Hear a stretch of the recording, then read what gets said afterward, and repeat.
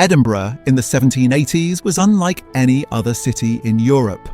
While London had its commerce and Paris had its court, Edinburgh had something rarer: ideas.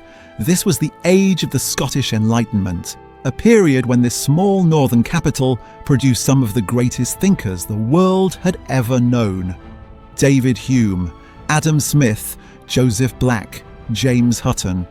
Names that would reshape philosophy, economics and science for centuries to come. In this video, I use modern AI tools to bring historic paintings and engravings to life, allowing us to shift perspective, change camera angles, and move through the same scenes in ways their original artists never could. Approaching Edinburgh from any direction, the first thing you noticed was the dramatic landscape. The city was built on a series of volcanic hills, with the old town clinging to a steep ridge running down from the castle. By the 1780s, something remarkable was happening. A brand new city was rising to the north, planned on rational principles with wide streets and elegant squares. Two Edinburghs existed side by side, one medieval, dark and impossibly crowded, the other Georgian, bright and built for the future. Dominating everything was Edinburgh Castle, perched on its volcanic rock 130 metres above the city. For over 1,000 years, this site had been fortified, and by the 1780s, the castle served primarily as a military garrison and a symbol of Scottish identity. The approach up the castle esplanade offered views across the entire city. To the north, you could see the geometric streets of the new town under construction. To the south, the Pentland Hills rolled toward the horizon. The castle itself was a maze of buildings from different centuries, the oldest being St. Margaret's Chapel, dating back to the 12th century. Inside the walls, soldiers drilled on the parade ground while officers looked out from the governor's house.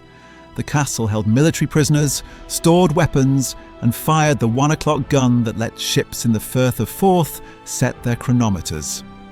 Though Scotland had joined with England in the Act of Union in 1707, the castle remained a powerful reminder that this was still, in spirit, a capital city.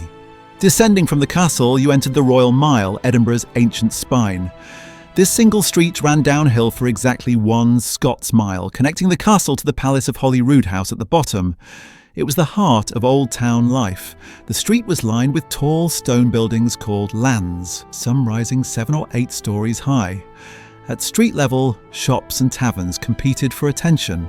Shopkeepers displayed their goods on wooden boards, while street vendors called out prices for everything from fresh oysters to printed pamphlets. The smell was overwhelming. Coal smoke, fish, sewage, and the distinctive reek of the city's many breweries. Halfway down stood St. Giles's Cathedral, the principal church of Edinburgh. Its distinctive crown steeple had watched over the city for 3 centuries. Nearby, the Mercat Cross served as the traditional spot for royal proclamations and public announcements. When news arrived from London or the continent, crowds gathered here to hear it read aloud. The Royal Mile was democratic in a peculiar way. In these towering lands, a nobleman might live on the first floor, while a labourer's family crowded into a single room 6 stories above. Wealth and poverty shared the same staircase. Step off the Royal Mile and you entered a hidden world. Narrow passages called wynds and closes cut between the buildings, leading into cramped courtyards where sunlight rarely reached. These dark alleys had names like Flesh Market Close, Advocates Close, and the grimly named World's End Close. The buildings here were among the tallest in Europe, some reaching 10 or even 12 stories. They were built this way because Edinburgh was constrained by its geography. Trapped between the castle rock and the old city walls, the only way to grow was up. Families of 10 might share a single room. The air was thick with the smoke from countless coal fires. Every evening at 10 o'clock, a drum would sound and windows would fly open across the old town. The cry of Gardyloo warned pedestrians below that chamber pots were about to be emptied into the street. This was Edinburgh's sanitation system. The morning cry of "Wha wants me" announced the arrival of the caddies, men who would carry your message, guide you through the maze of closes, or simply help you find your way home after a night in the taverns. Below the castle's southern cliffs lay the Grass Market, one of Edinburgh's oldest marketplaces. By the 1780s, it served as the city's main site for livestock trading. Farmers drove cattle and sheep down from the highlands to be sold here, filling the square with noise and chaos on market days. But the grass market had a darker reputation. At its eastern end stood the gallows where public executions took place. Crowds gathered to watch condemned criminals hang, and the taverns around the square did brisk business before and after executions.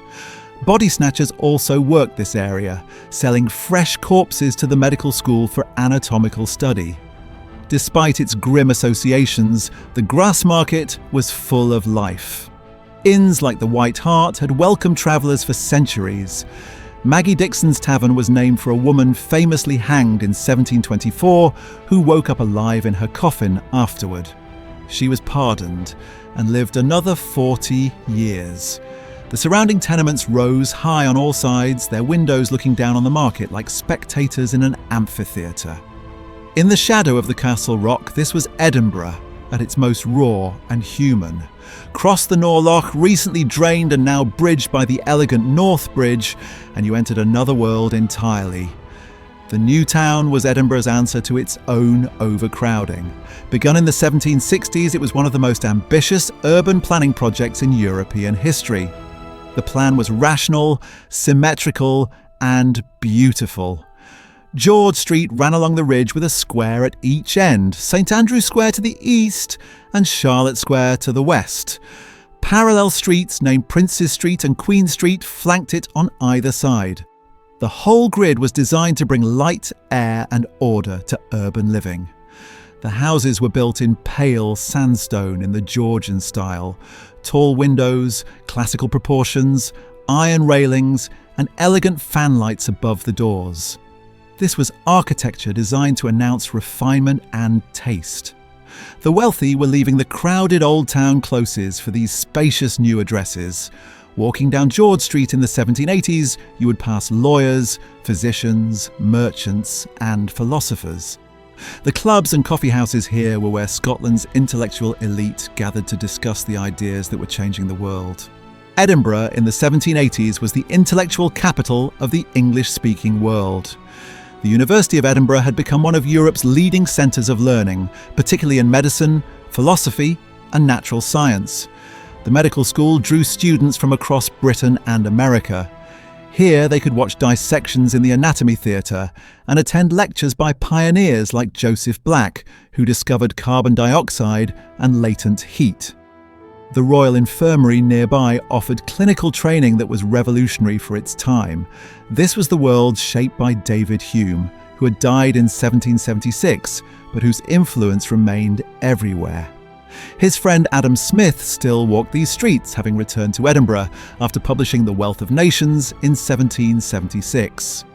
Their ideas about human nature, morality and economics were being debated in every tavern and drawing room. The city's intellectual life centred on clubs and societies. The Select Society, the Poker Club and countless informal gatherings brought together philosophers, scientists, lawyers and merchants. In Edinburgh's taverns, a professor might argue with a printer and a lord might buy drinks for a poet. Knowledge here was not locked behind university walls. It flowed through the streets. To truly know Edinburgh in the 1780s was to know its taverns.